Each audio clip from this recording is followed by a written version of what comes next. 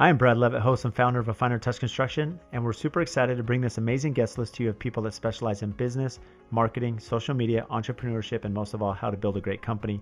AFT Construction is a local commercial and residential general contractor located in Scottsdale, Arizona, and we are continuously seeking ways to bring value to our industry clients and network. You can subscribe to us on any major listening directory by searching the AFT Construction Podcast. And of course, a big thanks to our sponsor, Sub-Zero Group Southwest. So if you're starting a new kitchen project, the Sub-Zero Wolf & Cove showroom is the place to start. It provides an immersive environment to help you realize the possibilities of your future kitchen. Discover what it may feel like, look like, taste like, all in an exploratory, no-pressure showroom. No matter who you are, consumer, owner, or member of the trade community, the showroom is ready to assist you throughout your entire project. I visit the Sub-Zero Wolf & Cove showroom in North Scottsdale quite often. In fact, it's just around the corner from my office, so it's the perfect place to meet with my clients and the designer on the project. When we arrive, we meet with the showroom consultant whose sole focus is catering the visit to our needs. They seek to understand what products may be best suited for the client and then explain and demonstrate special features and functionality. We can browse the complete line of Sub-Zero Wolf & Cove appliances and then view them in beautifully designed vignettes, helping my clients envision how the appliances might look like in their home. The best part is that the consumers can interact with the products. They can turn the knobs, open the drawers, and ignite the flames, discovering the best fit for them. With the help of the showroom consultant, each visit is truly unique to the client. The relationship with the showroom does not end with the appliance selection process. Throughout the entire project, the showroom team is there to provide helpful solutions and offer advice and assistance. After appliances are installed, owners can expect a lifetime of support and helpful resources. The Sub-Zero Wolf & Cove showroom is the place to start, experience, and bring your visions to life. Schedule an appointment at your nearest showroom by visiting www.subzero-wolf.com/showroom. Now, this week on the podcast, we have a few special guests with us. We have our senior construction manager, Adam Cade, our project manager, Spencer Nield, project manager, Paul Lundgren, and also Andrew Clark. And this is some of the core behind the scenes of AFT. And a lot of our listeners had reached out saying, why don't you have any of the AFT guys on? Why don't we understand a little bit more about their personality and what drives them, you know, the behind the scenes of the culture and our processes. And so we had a collection of questions from you, the listeners, that they answered, and we went around. And so you'll get a little bit more insight as far as us as a company and a brand and each of the talent that makes our company what it is today. So a big thanks to them for making time. And most of them, this is their first podcast. So this week on the podcast is a little unique. Typically in the past, we brought on some amazing guests, especially this last year in 2020. And for end of year and our holiday episode, we've been asked to bring on some of our key members here at the AFT Construction Company team. So with that said, we have Adam Cade here. Welcome, Adam. Hello. We Clark. Hello. We have Spencer Nield. Hello. And Paul Lundgren. Hello. So we're excited to have these guys here, and we actually did an Instagram post, asking our followers to reach out with some questions just on the inner workings of AFT and just some construction questions in general. And we've also, had people over the last year ask us, certain things that we wanted to answer on this podcast. So with that said, we're going to start with Adam, and the way we're going to do is we kind of have a round robin to answer some of these questions from the listeners. So Adam, we're going to start with you. What makes a project successful? I think it all starts with communication. In working with customers, communicating with them, and helping to set expectations on a project as far as cost, quality, and schedule. I think it's also extremely important that all selections have been finalized prior to starting construction. So we get asked about this a lot. A lot of people say, well, is it realistic to have selections done beforehand? What happens when you walk into the space and you look at it and you want to make changes? Or, is there a certain time frame? So how realistic, on your experience, Adam, is it to have all selections made up front? I think it's extremely realistic. I think that there can be some items that adjust or change with the project, but it's extremely important to at least have everything set up. If they're decided beforehand, the designer can create a spec book, which allows us now to be more accurate, right? We can be more efficient. We can get better pricing because we're not, we don't have questions lingering out there. It allows us to utilize Builder Trend, which we use for our software. So then everyone here in the field, they can manage that. And also we can build quicker because we've all had experience where when we talk about what makes a project successful, well, you mentioned schedule and budget and quality. These are all the things that customers get the most upset about. So if we are not finishing in time and these projects are lagging, well, they're going to get frustrated and get annoyed with us. And having those decisions up front will allow us to expedite that. Exactly. And just having that budget set for whatever the design is. The design, again, can change, but knowing that you have money earmarked for those items is extremely important. So there's no surprises financially for the Yeah, what buyer. Adam's alluding to, sometimes we do have full design books that are fully spec'd, but we may have a few allowance items. Maybe it's a fireplace surround detail, maybe bath accessories, something that we can put an allowance and then make that decision later, because that's not really going to affect the critical path of the schedule. Exactly. Well said. All right, Spencer. So with you, what makes, we work with designers on all of our projects. That's kind of one of our things as a builder. And for any of you that have listened, we're pretty adamant about that with our customer base. So what makes one designer better than the other? Well, I don't want to get the designers upset at me, the ones that we work with, because I think the designers have a pretty difficult job because what they're trying to do is they're trying to meet the expectations of the owner for the things that they need in their house. They're also trying to put their own stamp on the house as far as their design, so they're trying to make it unique, but then they're also trying to work with what the architects already envisioned as well. And then on top of that, they need to work with us as the builder to make it constructible. And so if a designer has ability to manage all of those things, I think that's really sets them apart. How difficult or how necessary is it for a designer? Because a lot of designers will ask, well, if we work with AFT, how available do we need to be for the builder? How often do you utilize your designers throughout a build process? That kind of goes in stages, but typically like there's weekly meetings more during the pre-construction efforts. But getting texts or phone calls daily almost, that at the finish that side can sometimes happen as well. But just having those coordination meetings. So now, and speaking with Design with Spencer on what a designer can do to be successful with the builder, let's move this to the architecture side, which is a key component. So Paul, you've been able to work on some, a lot of different architects already on different projects, hillside and flat lots. So what separates a good architect from others? And I like the way that Spencer handled that pretty politically. Anyway, to not upset any designers, right? Anybody. But with an architect, the thing I've found as the plans, the architectural plans, the civils, and the landscaping, to make sure they all communicate together, so they're consistent. So you're not giving the civils to the guys that are doing the front end and having a different outcome when it comes to landscape and design at the end.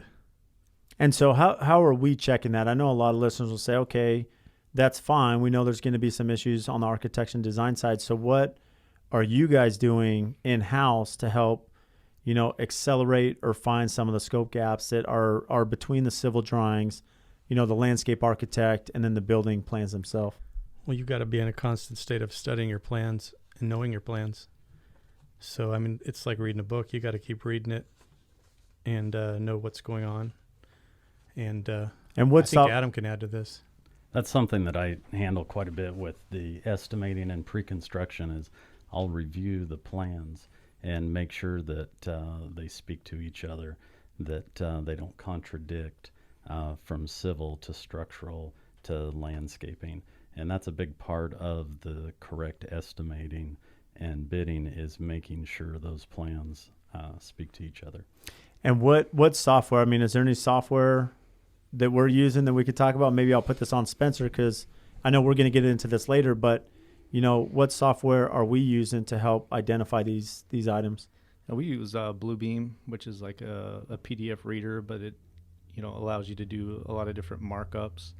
You can do takeoffs on it, so it allows you to look at like an original set of drawings, and if you have revised drawings, then you can do side-by-side comparisons, or you can do overlays.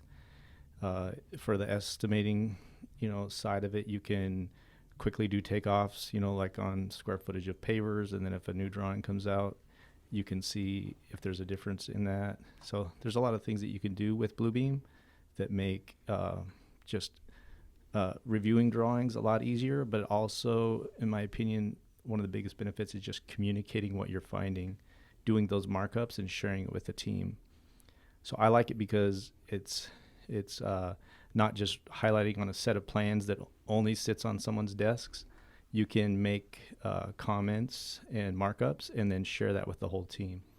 I love that. And one thing that's interesting is, we learn these processes over time, but, going back to what makes a project successful, well, if we're fighting with the architect or the designer in front of the client or bad-mouthing them, that creates a lot of conflict.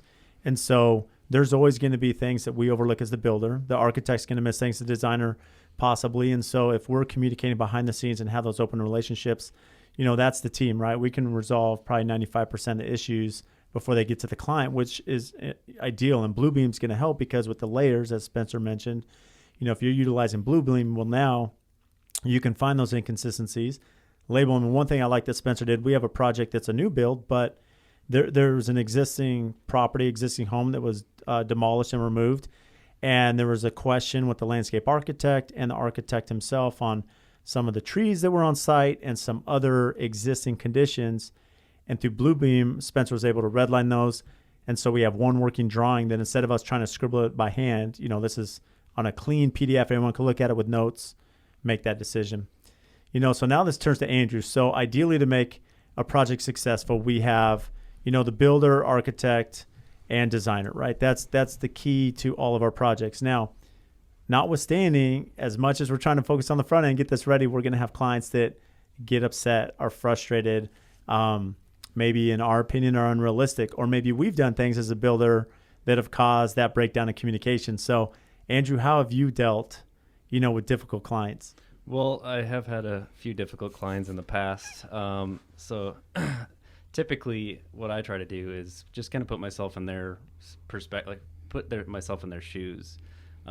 Basically, everything is so close to the vest for them. I mean, they've invested so much time, energy. They have a lot of stress, a lot of money involved in the whole situation. So us as a builder, it's easier for us to understand, kind of the different situations that have evolved to get to the point of where we're at. And typically a customer is going to be more upset towards the end when it's kind of the final project. They see progress happening and might see something that catches their eye that they're not a fan of, or things aren't moving as quickly as they would like. And you just kind of got to talk them through it, explain all the situations. I just try to stay calm at all times. I never get heated or, have a conversation with them that's going to lead to confrontation. It's always calm, cool, collected. You just got to stay even keel, make sure that they understand that you're working on it. If there's an issue that comes up that you don't quite have an answer on, you make sure you get back to them. But those situations are always going to come up. Typically, customers are very eager to get into their home, but at the same time, you want to make sure that the quality is where you want it to be. Especially with AFT, we got to make sure that the quality is super high, and just kind of reiterate that to them that we're not going to leave this project, however you feel upset about it. We're going to make sure that this is done properly and kind of calm them down a little bit. So.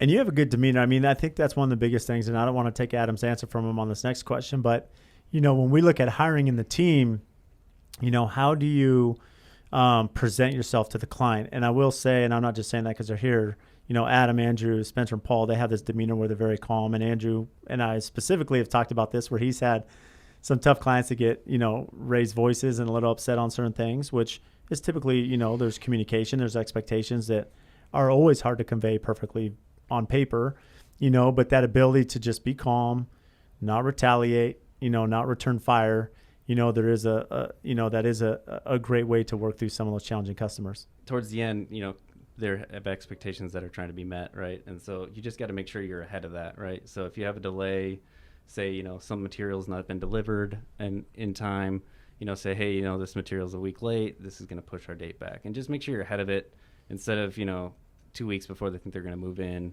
You just got to make sure you're at least 2 months ahead, just keeping your schedule updated and just making sure that they are aware of it, because if they get hit with something blindside at the very end, it's going to be... And I love that you brought that up, the open communication, because what's one thing we say, I'm going to pick on Paul, I always tell him this. So what happens if a customer reaches out to you on the schedule? You shouldn't be reactive. You should be ahead of the schedule.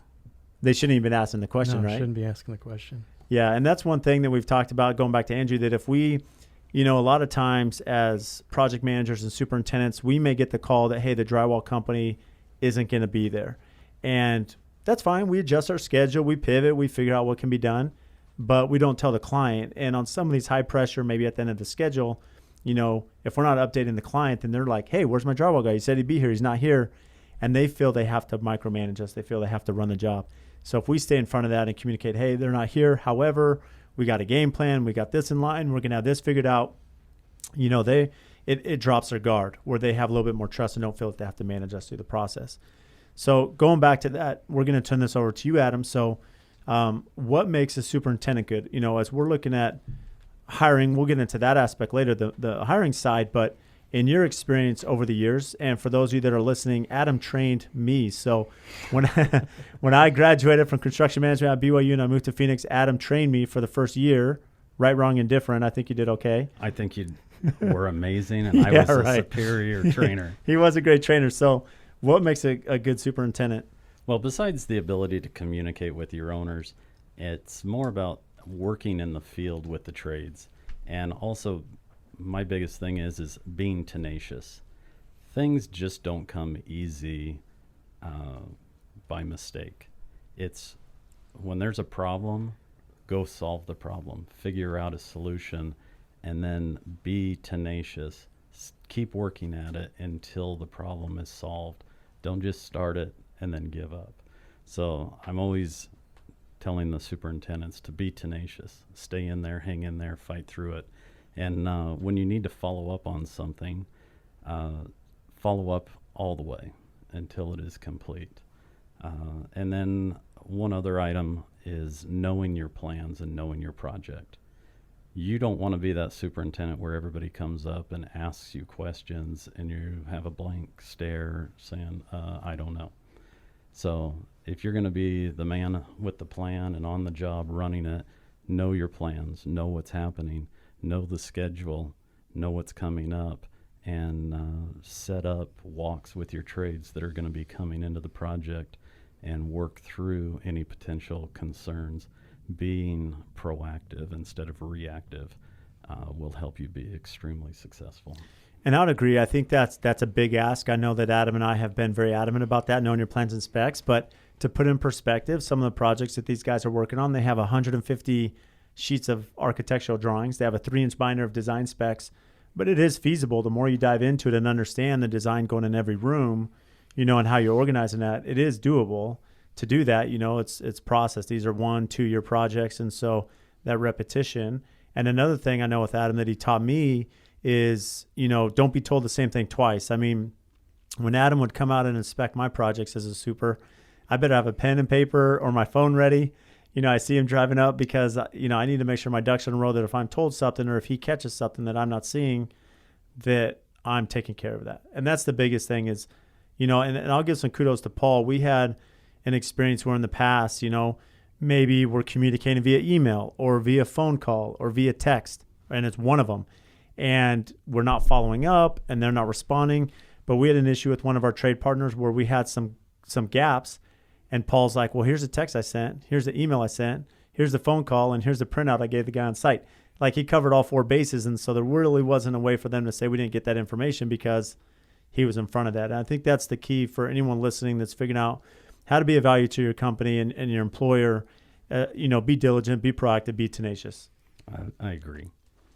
Now, Spencer, we're going to turn this over to you because we're, and speaking of the team, superintendent, architect, designer, well, now let's speak about a subcontractor. We're a true GC, so we have trade partners all throughout the board, and you have unique experience because you've worked as a GC, you've worked 8 years as a subcontractor, trade partner. So what makes, seeing both sides of this, what makes a trade partner valuable? Well, I guess to answer the question is that they actually add value. So when you're a subcontractor, I think it's important to be part of the team. Don't necessarily just only think about fulfilling your contractual scope of work. If you're on a big project, you have to be a team player. it's nice when subcontractors coordinate with each other and think about what trades are coming before them so they can communicate to them what their needs are so that they can be successful, but also educating and teaching the trades that are coming after them on things that might be potential issues for them. So I think just kind of being a team player all around is what, good subcontractors do well. And I love that you said that. I think it's very realistic to ask that of trade partners, that, that they're aware of everyone around them and not just their scope of work, which tends to happen, but how could we as builders educate them a little bit more, or maybe help them see the vision? Well, it kind of goes back to culture, and if we're having that same mindset with our subcontractors, that we are, that they're part of our team, and that we want the projects to go a certain way, and that AFT has a certain level of quality. We have something that we're trying to provide to our customers that's above and beyond what other builders are doing. So as long as they understand that, then they can be more successful when they're on our jobs. Super important, because I think one of the biggest things is, setting that expectation. I know Adam does a good job of this up front, is when the subcontractor feels they can be profitable, that, hey, we want you to be profitable. We want you in and out. We want you to fill your scope. We want to be ready, but you need to help us. You need to pick up your phone. You need to answer when I'm texting you. Like, let's keep this communication open, because that'll allow all of us to get in and out, which will save us a lot of time and headache. Mm-hmm. So Paul, as we move on, how do you organize your day, your schedule, and most of all your punch list, especially because you have multiple projects? Right. When you're running multiple projects. So I typically visit every job every day in order of importance of who needs me first. And then I go through the schedule. I push the schedule as far as making sure they're all on site, have their tasks, what they're doing, reevaluating timing and when they're going to be completed. And then I take the rest of the day and I organize my schedule. I communicate my schedule to my trades and to the client if I need to. And then so how do you get your punch list out? What are you using to get that information in, information out? We all use different ways of doing that. Once we get to the job site, we either use a pad and pen. We go around and write down everything that we observe that we need to take care of. Some people use a device where they make voice text or virtual notepads and take down notes. But my teacher, Adam, taught me to, when you enter a house, that you kind of go from right to left, where you enter and you kind of do the same kind of route every time. So you're consistently looking at each one of those rooms or those places and all those punch items that you have. And then once I get back to the office, that's when I transcribe those onto an Excel spreadsheet that we can all track, and that's all on the OneDrive, where we can all access it if we need somebody to step in for us or out of town on vacation. Mm-hmm. And how, in correlation as far as in the field, in the office, what's that breakdown for you? It's about 50-50. Half the day in the field and half the day in the office going through stuff. So now moving to Andrew. Andrew seems to be getting all the customer service side of things. So, how often should a superintendent communicate with a client? And this will vary because, one thing that's unique about our market is a lot of our clients are out of town, right? They don't live here. So we have a lot of second home clients. And then we also have primary residences where they're here all the time. So based on the experience, you've been a hybrid working with both. How often should you be in communication with them? Well, like you said, it varies. Typically, I have a client right now that lives out of town. They visit occasionally, but I'd say that communication, at the beginning of the project, I send the homeowners about a video or two a week. What I do is I walk through the entire project. I point out different areas of the house. They're trying to get familiar with the project because they've never seen it on site. So you're just kind of pointing out rooms, when you're at, before you pour your slab, that kind of thing.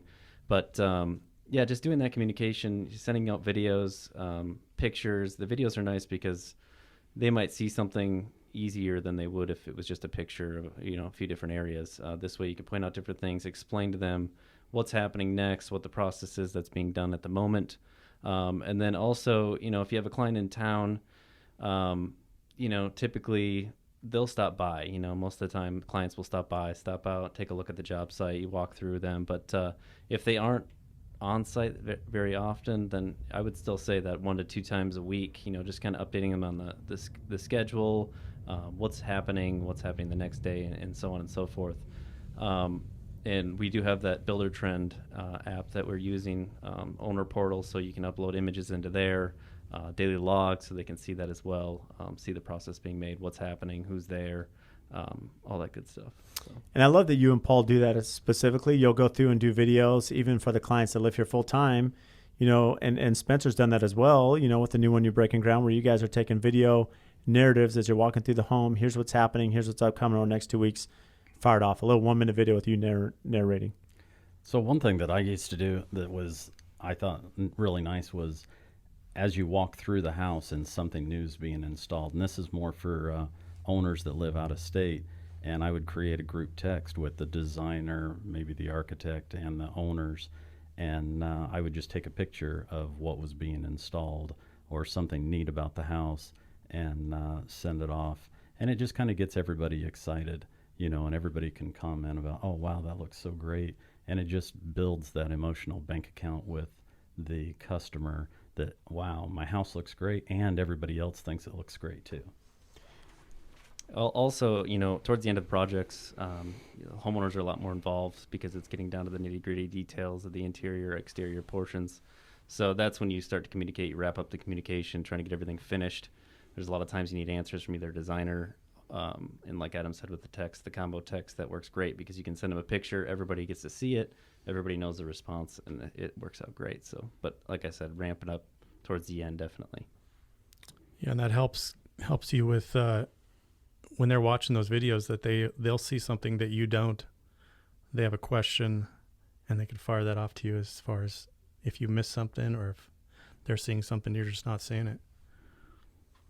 So Adam, going back to you, what does a normal day look like? What is your schedule comprised of?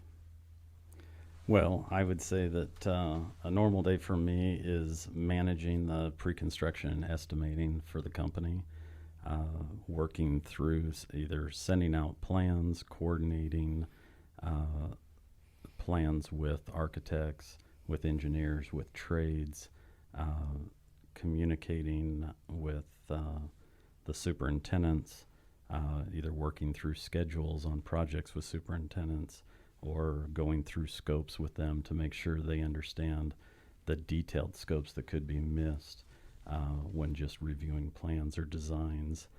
And then also doing in-field training. At least once a month we'll do an in-field training on a certain aspect of construction. So pretty slow day for you? Mm. So it's pretty slow. I sleep when I can, Adam does spend a lot of time at the office. He's there pretty early and late. So right now we have our field team out here, but talk about the back end. We have 2 coordinators, Sue and Megan. What's the value they're bringing to you, behind the scenes on the front end especially?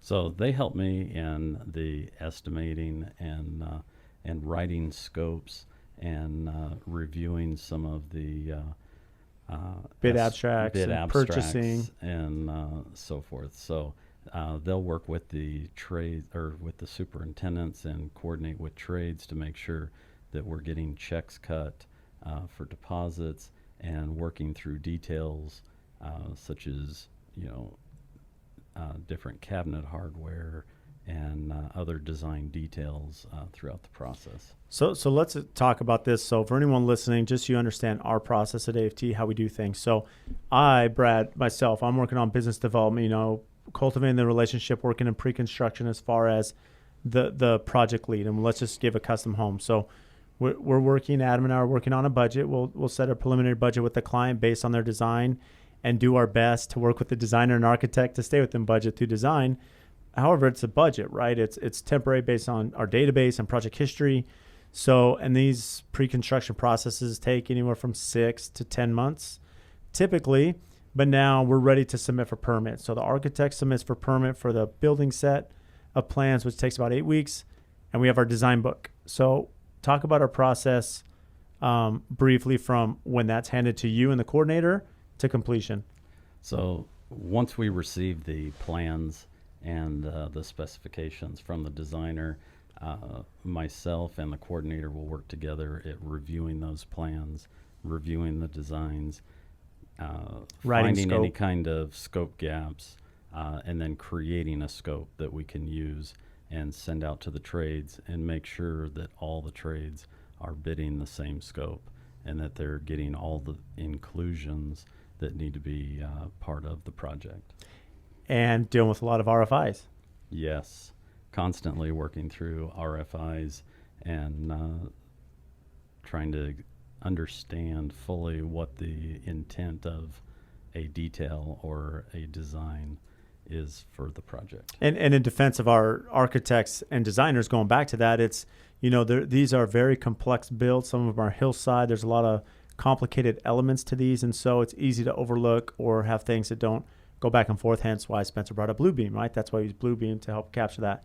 And so as Adam mentioned, they're going to spend about 6 weeks writing scope, determining that, sending it out, getting the hard bids, doing the bid abstracts, making sure our price is exactly there, that we don't have scope gaps or have everything accounted for, come to an agreement, we break ground, and then at that point, Adam essentially checks out to a certain aspect. I mean, you're going to oversee production, but now it's going to be our superintendents and coordinators that are off to the races. Yes, and then we'll also be writing those subcontracts to the to the trades. So now, Spencer, you've been with us a year now. So what have you learned at AFT that you didn't learn somewhere else? Okay. Well, there's probably 2 things that I could think of. One is that nobody has an Adam Cade. Nobody.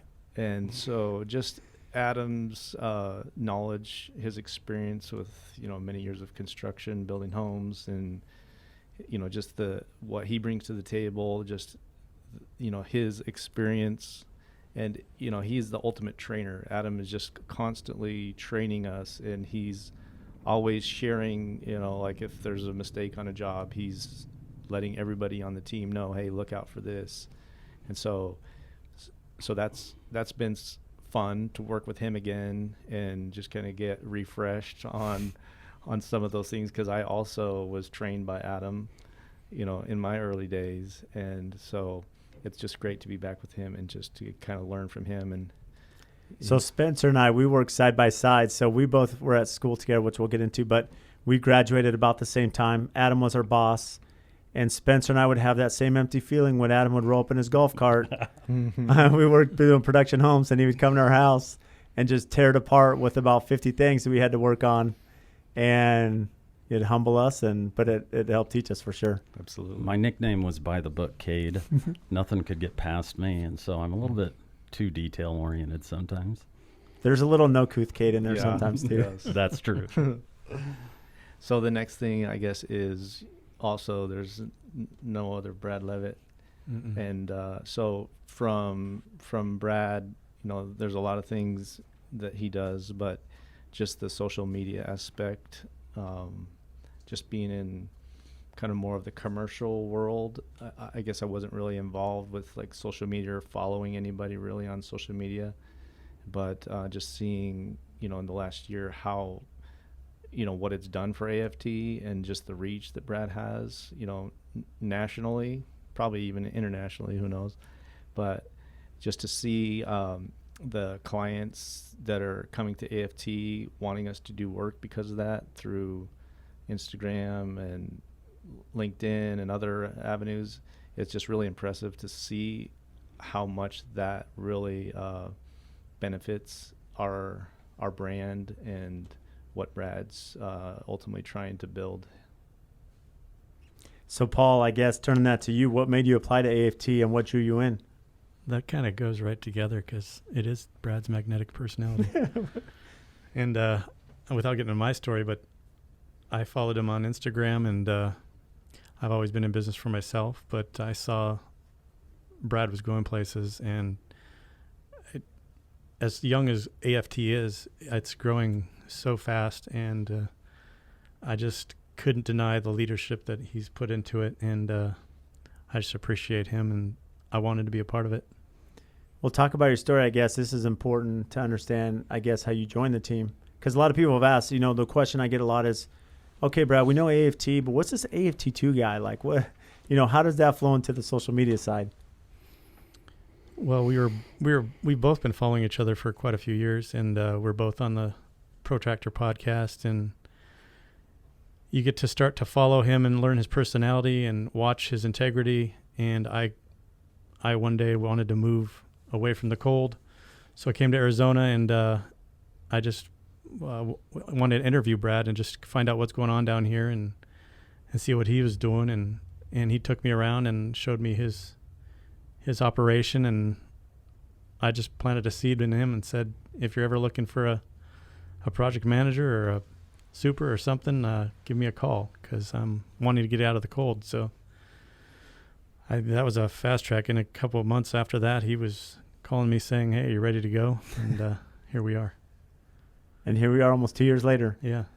So now, and then that's another thing, going back to Spencer mentioned social media, and, we talk about social media, just the branding, marketing, I spent a lot of time on that. But one of the key things is the collaboration, right? The ability to network with other builders and contractors and understand how their processes and billing, and again, make communications. People talk about, well, there's a shortage of labor. Well, we found Paul. You find good people through social media. So with your side, Andrew, your story is pretty cool. So, what is one skill set that you've learned or sharpened up since you've been with AFT? Well, since I started knowing not a whole lot about construction, I'd say when I first started getting into the heat of running some of the remodels, a lot of my mistakes were coordinating and scheduling. And I think that was sort of a lack of confidence in knowing exactly what had to be done before when. But really, one situation stands out to me is I wasn't ready for my tile guys. I had them show up, and then they're like, hey, what are we supposed to do here? We're not ready. You don't have this. You don't have that. And that just kind of stuck with me, because I guess what I've gotten a lot better at is just coordinating in general. I mean, scheduling and coordinating, keeping everybody up to date whenever something comes up, or something needs to be done before that. It's all everybody's on the same page, and not fumbling around and losing weeks and days and everything else. So that's the biggest thing I think other than the vast knowledge that I've learned from Adam and Brad and everybody that on the AFT team, but just in general of just communicating with the trades, having the confidence to just, tell them, hey, this is what's going to be done. This is what's not ready. We need you this day, whatever it is, and not losing days or weeks by having those mistakes. Well, and this goes back to the conversation, Spencer had mentioned on what makes a subcontractor good, but if we're not ready for them, as you mentioned, Andrew, you learn that if we can have our projects scheduled accordingly and be prepared for the subs that come in, well, that's going to allow them to be successful, and it doesn't destroy our credibility, right? If we're calling them all the time and we're not ready, they're going to get super annoyed, and they're not going to service us. So that's why it's super important to make sure your ducks are in a row.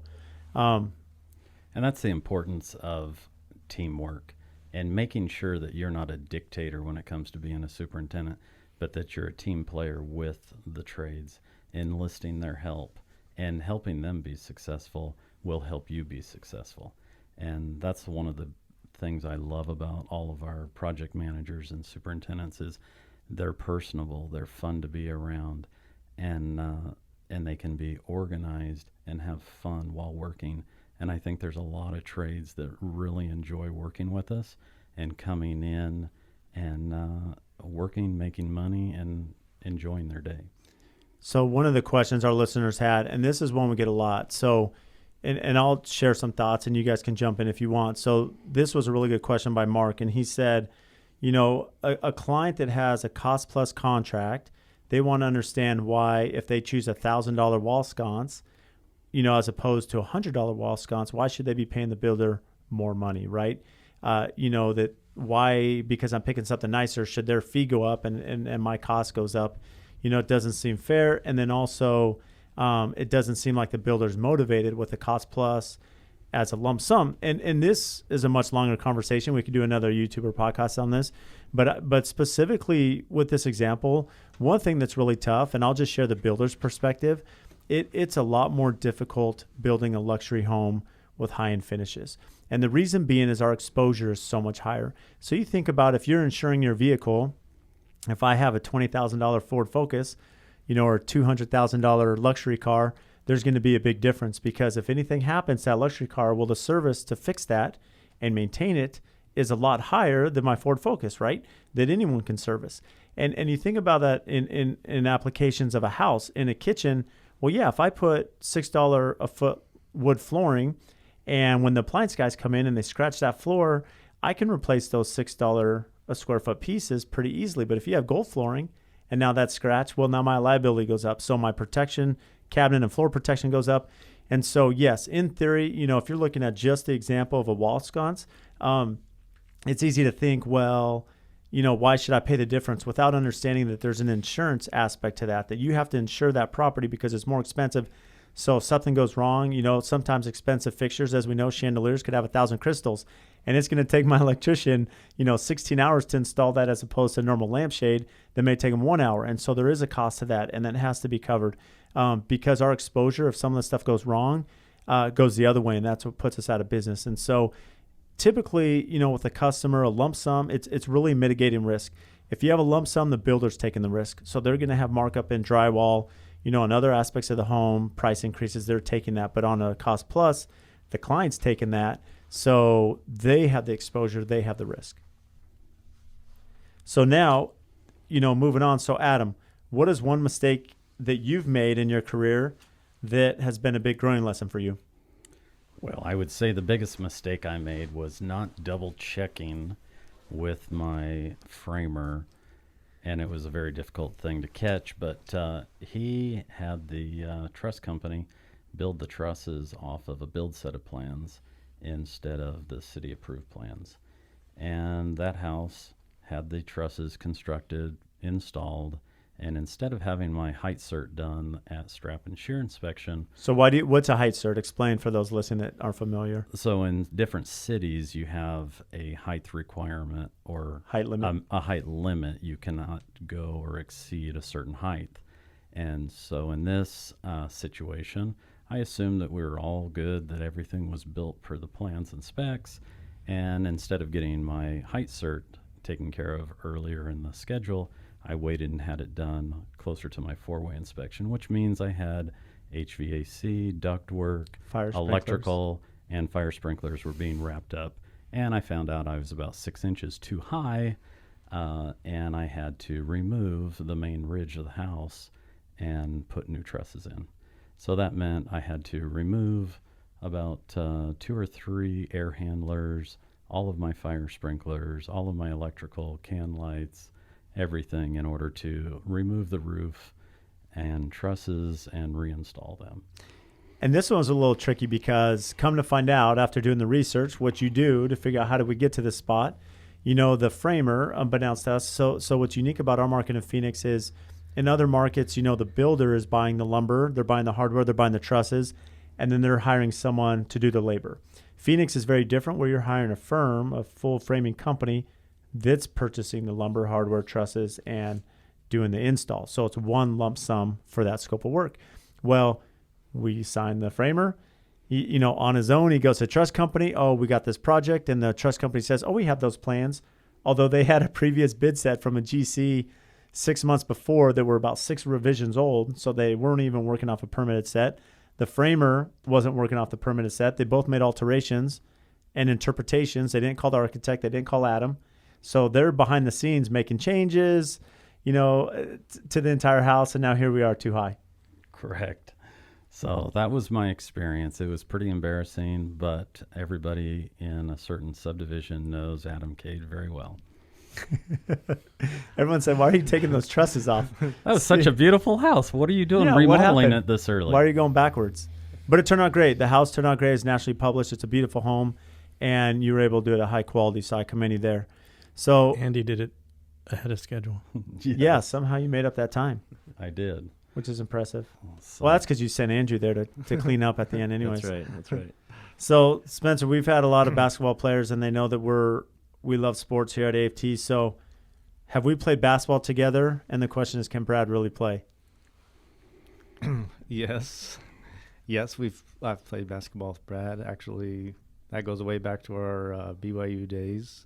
I played with against Brad in a 3-on-3 tournament and was beat by his team. And then after that, I tried to recruit him to be on my team for the next tournament, but he turned me down. He's already too much of a demand. But absolutely, Brad is a phenomenal athlete. He's an excellent basketball player. He is well known in the Power Ranch League, which is a 3-day-a-week, 5 a.m. crew of guys, anywhere from 10 to 25 guys, and somehow Brad's team is always on the court, winner stays. But yeah, he's a great basketball player. Spencer's a great athlete. I'll give him some props. So we had a football team. We're a little older now, so we've kind of taken a back seat because we don't want to get injured now that most of us are in our late 30s and 40. But we had a football team. Adam and Spencer were on that team, and Spencer had our game-winning touchdown in our championship game. Flag football 8-on-8. So we played 13 years flag football. Yeah, multiple championships. Mm-hmm. And Brad was the quarterback. You didn't play high school football, right? No. But I mean, if he would have played on my high school team, we might actually won a game. So, but yeah, he's a baller, and I think what makes him a good baller is just he's a good athlete, but he's also super smart. Like he already knows everybody's stats. During the game, he knows the score, he knows everything that's going on, just kind of like at AFT. That's right, and he's a great quarterback, but he had a wonderful Hall of Fame offensive line. I did. Adam Cade. That's right. He's our left tackle, the blind side. And Spencer at center. Spencer did play center. Spencer would like to go out for passes more than blocks sometimes, though. Yes. So, Paul, what's been the biggest lesson you've learned working for AFT? Well, as far as work goes, I think it's drive your schedule. You got to drive, because there's always going to come a time where you're going to have delays and just bumps in the road. So if you're always driving to get ahead of schedule, you can maintain a schedule. That's just what I've learned. And how has that talent increased over the last 2 years? From when you first started, even though you had a lot of background in construction, working in the trades, how has that focus changed, and how have you become more adaptive to scheduling now in the last 2 years? Well, I mean, I was a tradesman, and I ran my own business, so I was always knee-deep in the actual details of building something, but I've never took the time to realize what the builder goes through to get things completed. And I've learned to appreciate that. I mean, the first year I was here, I was kind of drowning, just drinking from a fire hose, but because I was learning a lot of front-end stuff and stuff I had never really been a part of, but I had some good teachers, and I think it's caused me to be pretty successful. And I don't know, You've done good. We put Paul on a couple hard ones, a couple hillside ones when he started our ICF house that finished, so he has that in his back pocket, and after that you can do anything now. Yeah, I appreciate you guys. So Andrew, what's your main role at AFT, and how has that role expanded? My main role is a superintendent. So I manage, I've done quite a few remodels, and now I'm doing my first custom home from the ground up. When I think this is kind of a future question, but when I first started, I was just kind of doing some grunt work and just learning from you guys. But really, how it has expanded, I would say the biggest thing is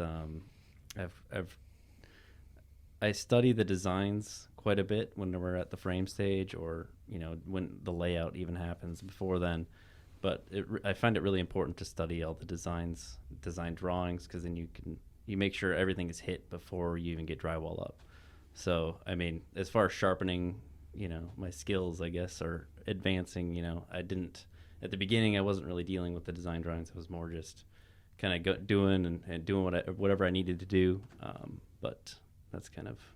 Well, there's value there. It's interesting because when you talk to designers, we always say that the design book takes precedence over everything. Yes, we understand that the structure of the home is the most important thing we're focusing on, right? The excavation, retaining walls, and site work, and the house itself. But when you're thinking about laying out electrical or plumbing or mechanical, some of these things, I mean, if you don't understand the backsplashes and countertop heights and, the trim work going in. These will all affect those. And so you have to work from the end of the schedule to the beginning. You have to understand all those finishes.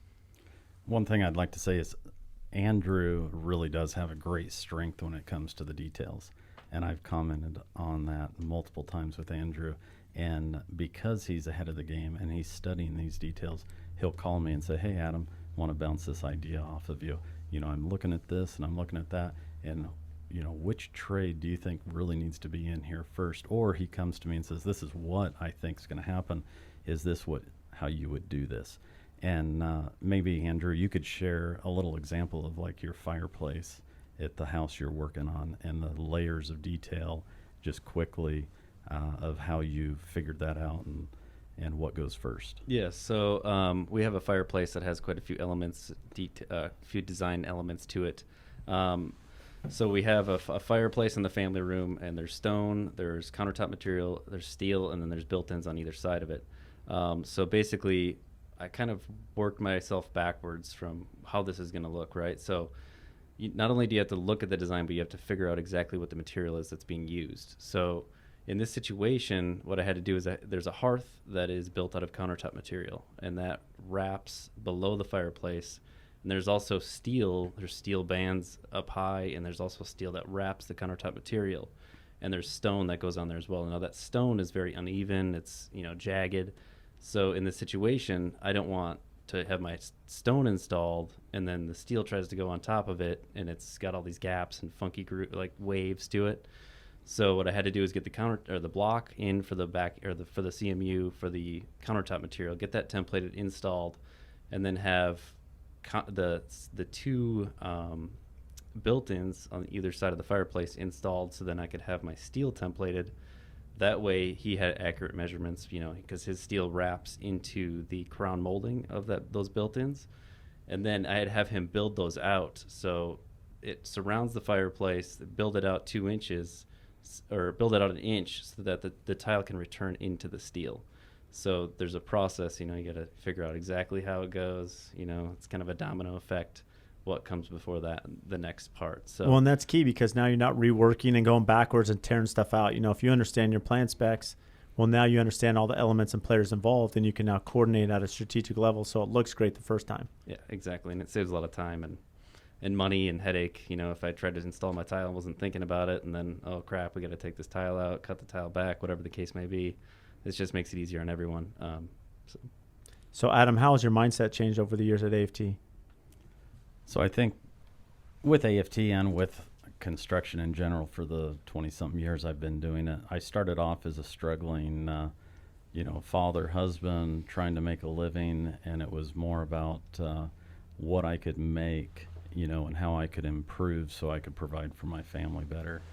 But then I think especially with AFT construction, it changed from thinking like an employee and became more like thinking of an owner, and then also thinking as the company as a family. And how do I explain that feeling? But it's more of how can I Community, help others instead of looking out for myself. And the relationships that I have with all of the employees at AFT Construction is more of a family relationship. And I'm so proud of everybody I work with and the successes that we all share and the fun that we have. And AFT is the very best place I've ever worked at. And I look forward to coming into work every day because it is like a family. And if I'm on vacation, I actually miss my work family because I have so much fun. And we go to lunches together and we do things after work together.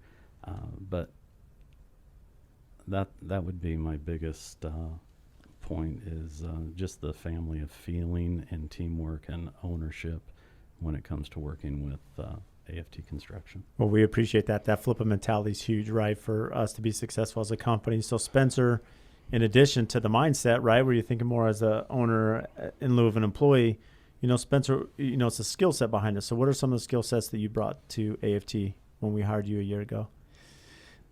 Well, prior to my, 8 years doing, commercial construction as a structural steel subcontractor.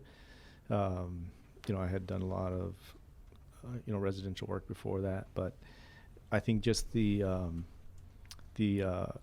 kind of like the perspective of doing commercial construction for a while and then coming back to residential, is it's interesting just to see just how, there's a lot of similarities, but there's just a whole different feel to it.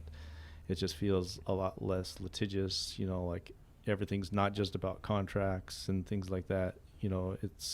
It's more about relationships. You're dealing directly with your owners versus just some owner that you never meet. But skill set wise, I think that I was able to learn a lot for scheduling. Pull plan meetings is one of the things that I think that kind of introduced, that's used a lot in commercial world, especially when you're dealing with, multi-story hospitals or, large structures, complicated structures.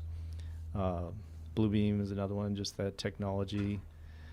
Builder Trend, which we already use, but just kind of getting more into Builder Trend and just trying to utilize that better.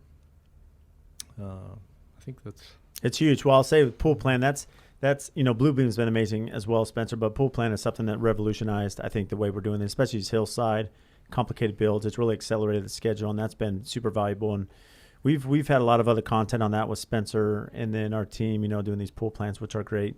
And before I forget, I have to give a thanks to John Merritt. So John is a good friend of ours through social media, very supportive from DC, and he actually came up with 90% of these questions. Like, he's been super active on these. And so one of the other ones he had for Paul, he said, what's one thing people don't know about Brad that still surprises you?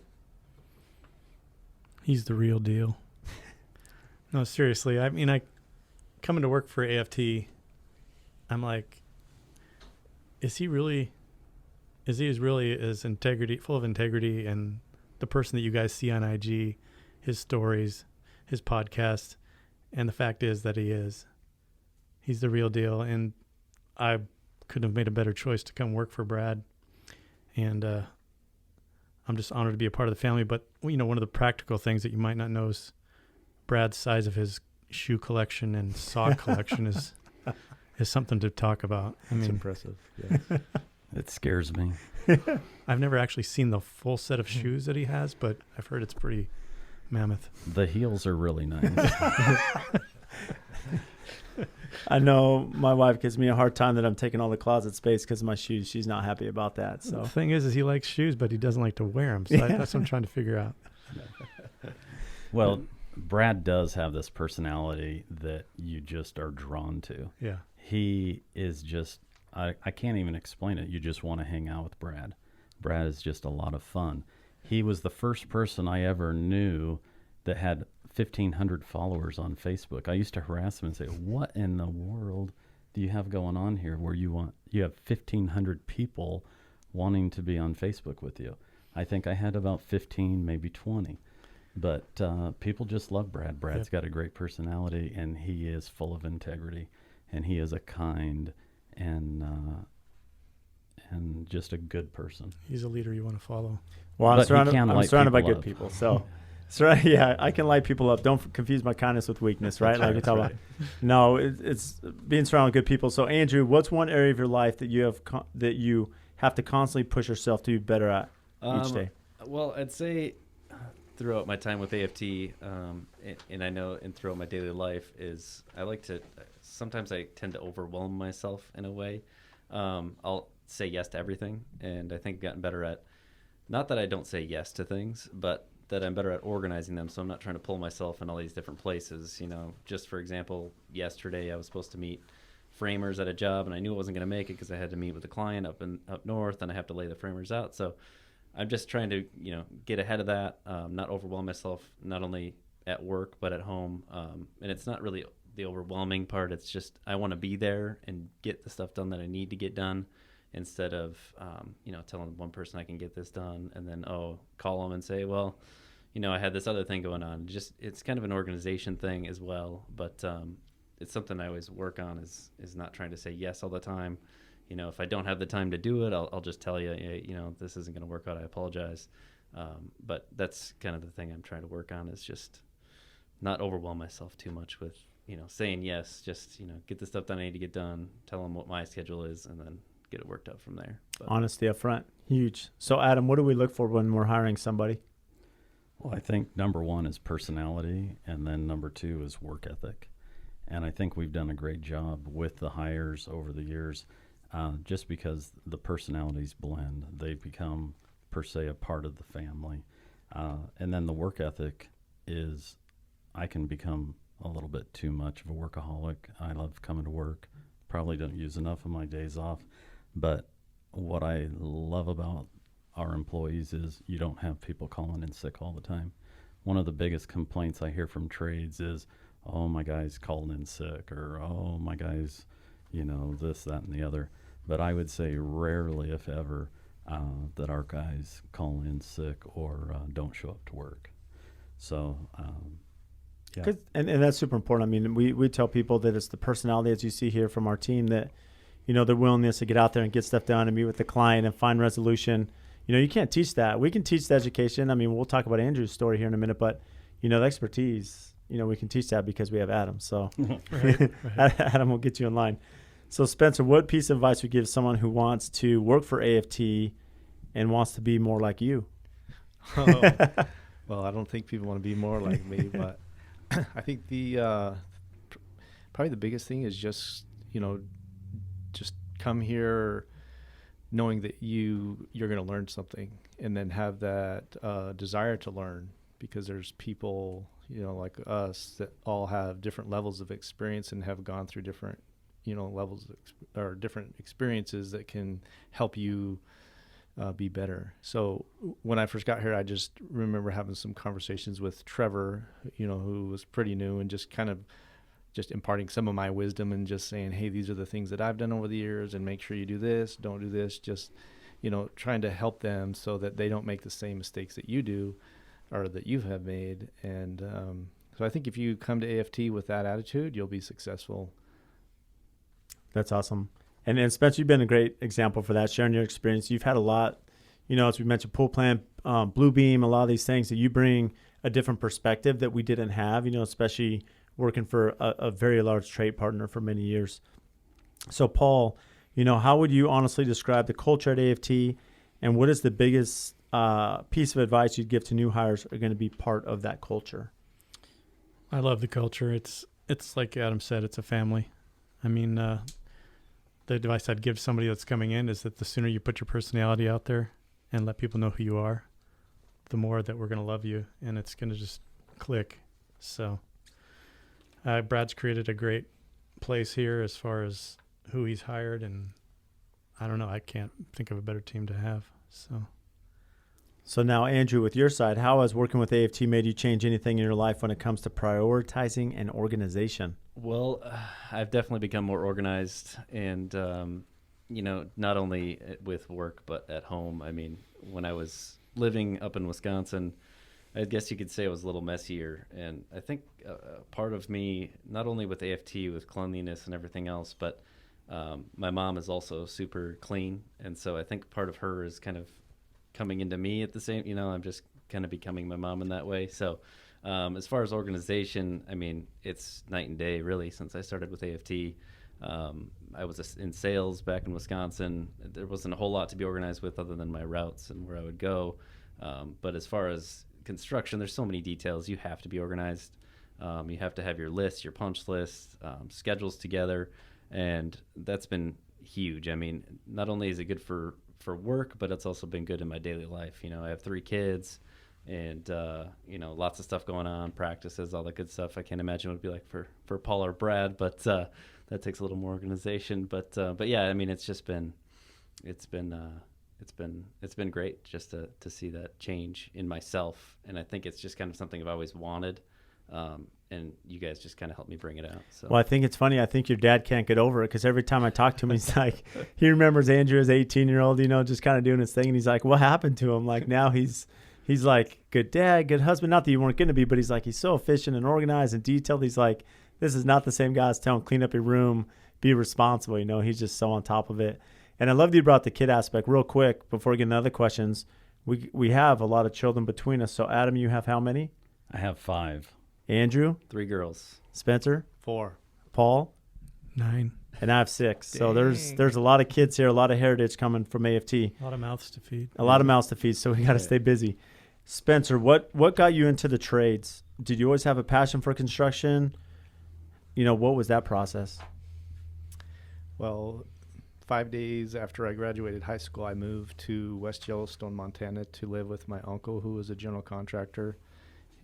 He did nice custom homes there and some commercial construction. And then when I went to BYU, it was just natural for me to get a job in construction. And so I worked for Michael D. Perry Construction at Springville, Utah. And I was just kind of a, just laborer, sweeping floors, and just got more and more opportunities. And I was working on a townhome project, and the superintendent there, he didn't really like construction, didn't want to do construction. He actually wanted to be a police officer. And so he gave me a lot of tasks that he should have been doing and just different things. And so one day he just asked me, he's like, well, what do you want to do like in your career? And I was going to school just doing more general stuff. I didn't really have a direction. And he just said, why don't you do construction? He said, you have a knack for it and you'd be good at it. And I just thought, well, you're probably right, because I do enjoy it. And then I started looking at the project managers, and they were driving nice trucks and they were going golfing, and I was like, okay, this could be good. And so at that point, I had just told Mike Berry, hey, I'm going to do construction management at BYU. And as soon as I told him that, he made me a superintendent. That other guy ended up leaving, and so I just took over the front end of a big townhome project, and I had no idea what I was doing. But I just learned by fire and just seat of my pants, and so that's kind of how I got my start in construction. And I've always enjoyed the residential side, custom homes. While I was at BYU, I wanted to do custom homes, and so I had interviewed with some, just true custom home builders in the Salt Lake area, but ended up coming to Arizona to work for a production builder, and we were doing, more high-end custom production homes, and that's where I got, with Adam and Brad. And the rest is history, as they say. History, yeah. Mm-hmm. So, Paul, who inspires you on IG, that you follow? Wow, there's quite a few. Before I came to work for AFT, that was one of my favorites. But ECS Homes, Mike with the ECS Homes, probably one of my favorites to follow. And there's, for education purposes, I like Matt Reisinger, The Build Show. And then, of course, Builders of Insta and Hammer. They're doing some good stuff for the industry. There's a lot of good people that inspire us out there. Yeah, there's sure. so many. I could keep going. Matt and Mike are good people, and Breck as well. So, Andrew, John Merritt, he asks, has there been anything about Brad or others at AFT that you have tried to emulate? Well, with Brad specifically, he always has so much confidence in anything he does. And, I've kind of lacked that confidence, especially at the start of construction, because I didn't know much, right? And I think a lot of that confidence emulates from knowledge. So a lot of the knowledge that you retain is a lot easier to show your confidence in your building, specifically with construction. And that helps not only with your job in general, but also with clients. I mean, they see that you know what you're talking about. They see, exactly what you're looking at. Exactly what any question they have, you have an answer for. And that kind of, correlates with the confidence that you show. And I think that's a lot of the attraction for people towards you is not only are you genuine and very nice, but also your confidence just, I mean, it makes everybody want to build with you because they are confident in our brand and also you yourself. So, well, I can only be confident because I have you guys behind me, the eye candy behind us. So, Adam, how do you train in a way where others understand and can implement what you are communicating? I would believe that the way I train is I train out of love and care for the superintendent and a desire to help them be successful. I don't train in a way where I'm condemning or telling people everything that they've done wrong to make them feel bad, but working to help them be successful. Over the years, it's always felt like, in a lot of ways, a father-son relationship where I'm taking this young superintendent who needs to learn a lot of stuff, and I take him under my wing, and I want to teach him everything I know so that they can be successful. And I think that's paid off. Andrew, for one, is one that I'm extremely proud of. He came to us as a laborer and wasn't sure of a lot of things, a lot of terminology, but he worked really hard. And he was teachable, and he listened, and he took notes, and now he's a fantastic superintendent. And I couldn't be more grateful and happy to be a trainer and to help everybody that I can at AFT. So Spencer, how can a company better handle change orders? Well, I think change orders can be difficult, for all parties involved. I think it kind of depends on the nature of the change order. If the change order is something that the owner wants and it's adding value, then there's usually not a lot of problems with a change order, going through the normal process and getting signed by the owner. But if it's a change order where we've messed up or we haven't coordinated something and now we're coming to the owner saying, hey, we need, we have a change order for this because there was a mistake or there's something. Now that added cost to the project, those aren't always well received. So I think it's just communication, at AFT, Adam does a great job on the front end trying to, make sure that we don't have change orders. So I think that... Are there ways where we can navigate around that? To eliminate change orders? Yeah. That would be great. I wish we could. The funny thing is I think that customers in general don't realize that we don't like change orders as builders. Right. Sometimes the subs are probably more profitable. We as GCs are not, because it costs us a lot more time and money to coordinate, and there's always more issues that arise from change orders, and things get lost and miscommunicated, and then the client's sometimes frustrated because of the cost. We'd rather just have everything decided and go. But, we're custom builders, so you don't have that luxury every time. Right. We make changes. So, Paul, what makes good company culture? I think we've gone over a lot of this, but having good people, and I think Brad and Adam have done and even McCall now have been a part of that, is hiring good people, looking for those personalities that are going to mesh together and work well together. So, Andrew, since you started from ground zero, as we've alluded to, with no construction experience, I was going to tease you, and Adam said you start as a laborer, and I said that's a pretty generous term for Andrew. Yeah, no kidding. So now you're a rock star. What's best help you get to where you are today in that mindset, And just, how long has this been? Well, I started in February of 2015, and I came here just for the idea of opportunity and thought it'd be fun. I never realized how much I enjoyed working with my hands and figuring things out. I always thought business was going to be my route. It seemed to come easy to me at school, but I did always enjoy working on cars, doing that kind of thing. But it's crazy. When I first started, I think I was wearing like dress pants and long sleeve button up, and then I started, I think, taking out studs from, some metal studs at the Chateau project down there. And I'm like, okay, this is kind of fun, just kind of learning. And so what I can say for anybody, if they're in that position, is you gotta take in as much knowledge as possible. And Adam and Brad, you've been huge in that.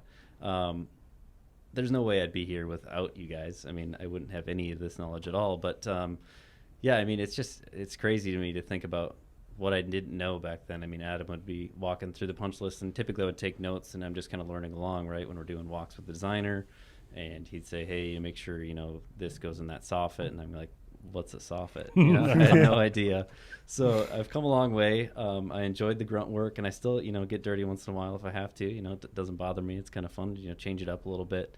But it's been a whirlwind of 5 years. But I can't believe I know now what I know, and I want to continue to grow that knowledge, because that's where like I said before, the confidence builds, and you got to keep going. You got to keep learning. Adam would take me on walks, and And at some point he'd be like, I don't want you to take this, the wrong way, like, as he's pointing out different things, kind of like you guys had to do. And I said, dude, I don't care. Tell me what it is. I want to know. I want to learn from it. And that's what it is. You got to learn from your mistakes and just grow every day. Just get better and better. And you don't make the same mistake twice. Just add him about truss heights. That's right. Yeah, I have not made that mistake. He's on me about the truss heights. Or the and everyone's done that early. We haven't had an issue with that. So, Adam, as we've grown as a company, what are the top 1 or 2 best practices or processes to help maintain the same level of execution and quality? So as we hire and as we have Spencer and Paul and Andrew out there as an arm of you or me, what are some of those systems in place that have allowed them to execute at that level? I would say Buildertrend has been a help in managing the schedule and also being able to do daily logs, being able to also communicate with the homeowners through Buildertrend, being able to have the owners log in and see the updates, see the schedule, and also from the office, if we haven't been able to get out to a project, we're able to log into Buildertrend and look at the daily logs, look at the schedule, and then make competent phone calls to the trades or to the superintendent to follow up on the project. And Paul, I'm going to move this over now. So Kathleen asked us, who is a guest on the podcast, she said, how involved is Brad once the project gets rolling, and how much ownership do you take to complete the process, including the client communication? I mean, Brad's pretty much handed the project over. I mean, he will come in on a, weekly or monthly to check on the project, get photographs for IG, and just walk and see what he sees and communicate that to us as the project managers or supers. But he kind of pretty much puts it in our hands to communicate with the clients. Of course, we sometimes get into situations where we need his knowledge and his expertise to help us out, but I'm assuming eventually that won't be needed because we're all growing so fast and getting the experience we need. Yes, you are, no doubt. And Spencer, how many projects does each super and project manager handle at a given time? Well, it just depends if it's new construction, new home, or if it's remodels. So if you have several remodels going, you could have 2 or 3 or more going of those. But then if we're doing large homes, then you would have 1 to 2 of those. Now, Adam, what are you most excited about on your scope of work that's coming up this next year in 2021? I'm just super excited about the new custom homes that have been designed in our hillside lots. I think they're going to be amazing projects that the owners are going to love and that everyone on Instagram will enjoy seeing.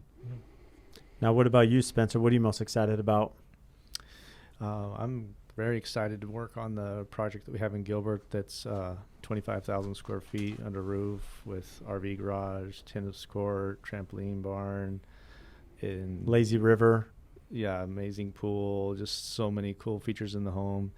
There's some structural steel and some exposed steel that's going to be fun to help coordinate, and it's going to look awesome when it's done. And I'm just excited because I'm basically living my dream, like what I said I wanted to do, when I grew up. And so I'm just getting into that, I'm just really excited to just be a part of it. And how long is it going to take you to build this? Am I telling you or am I telling the owner? No, it's about a 2-year build. Yeah. Yep. It's a big one. A lot of detail. How many bathrooms? 13 bathrooms. A lot of plumbing fixtures. Yeah, there's a lot going on. There's a lot of square footage. There's a basement, a lot of exposed board form concrete, just some really fun details. A lot of glass steel windows. Mm-hmm. So, Paul, what are you most excited about? Well, Brad keeps telling us there's a tsunami coming, and then I'm excited about that. But I'm really excited about finishing up our Cade Lights project, getting to showcase that whole back of the house that opens up automatically with automation. Their countertop waterfall with the countertop window that slides off. I'm really excited about showing that. But the hillside build I got coming up, that's going to be pretty amazing. And I'm excited about the 32,000 square foot house coming. Yeah, there's a big one with some amazing details in it. And what about you, Andrew? Well, I'm very excited to get this my first custom home under my belt. It'll be finished about the end of January, and then right after that, or kind of in that middle there, I'm going to be starting the net zero house, which is going to be amazing. It's a self-sustaining home. It'll have solar panels, all the works, and it's going to be a beautiful house. Not huge, a lot of details. I'm very, very excited to learn more about kind of the construction science part of it, as far as insulating, ICF. I've never worked with ICF. I've done some things here and there, but I'm really excited to learn more about the ICF and just grow knowledge more and more. So Andrew's going to be working. He's going to be managing the Net Zero. It's the professional builder Desert Comfort Experience, the home of the year for 2021. So definitely follow along. We'll have a lot of video content on that, just on some of the construction science and specifics behind the scenes. And as Paul mentioned, our friend Matt Reisinger is going to be coming out. We're going to do a few videos with him. So for the group here, 2 last questions. What is one feature that any custom home should have? I'm going to say a big, giant multi-slider in the family room. That's huge. Automated. Yeah, you get, especially in Arizona, you bring the outside to the inside. In the winter, it's perfect. And yeah, automatic would be great. But some of the manual ones are fine too. But the pocketed, it's got to be hidden. But I would say if I was building a house, I would definitely want that big accent piece. That big multi-slider to kind of combine inside and outside space. Yeah, a lot of people ask, do we ever have a house without a pool? And I can't think of any. Everyone does a pool. It's so hot, you want that pool. But the multi-slider is the best part because it gives you that picture frame of the pool and that, beautiful terrain that we have. Brings Exactly. Inside out. inside out. So, and then G3 asked, who's the best golfer? Well, I would say Brad. Brad. He's had my number. I don't know if I've ever beat you. Have I? Maybe once. I know Andrew's and I are probably pretty close. Yeah, Andrew yeah. choked once. I did. Yeah, I did. Andrew had a good 4-putt though. I did. You had me, but then you 4-putted on All hole I had to 18. do was 2-putt, 3-putt to tie, and 4-putted. I was on Adam on and Spencer 18. are always battling it out. Spencer's he's been notorious for 4-putt here, there with Adam. So Yep. we Yep. do have a good time with us 5 golfing for sure. Yeah, it's awesome. But yeah, I would say Brad's got my number more times than I've gotten his, but we've tied a few times. So Yeah, it's been fun, and we do enjoy the camaraderie. I can't thank you guys enough. I mean, to understand a little bit more of what our company is behind the scenes, if we don't have Adam and Andrew, Paul and Spencer, behind the scenes, these are the guys that are making it happen. And, can't express my gratitude enough for what they do, their commitment. They want to see the company succeed. They want the projects to succeed, their customer service. I mean, there's great peace of mind when you can hand that off and know that they're in better hands doing this than me doing it myself, because they're that much better. And, as I talk about this a lot on the podcast, that as an owner, like, you have to have people that are better than you and are specialized better than you. And they really are. And I'm grateful for them. So thanks, guys, for joining us today. Thank you. Thank you, bro. thank you. So thank you all for tuning into the podcast today. And just as a recap, if you check the show notes, they're just going to have all the links for the topics that we discuss. And also one of our favorite features now is the chapters that go through the conversation. So if there's certain topics you want to revisit or listen to, they're outlined by the time that we discuss those. And again, we can't thank you enough for all of your support. Please make sure and download our podcast, subscribe, give us a 5-star rating and review wherever you download your podcast.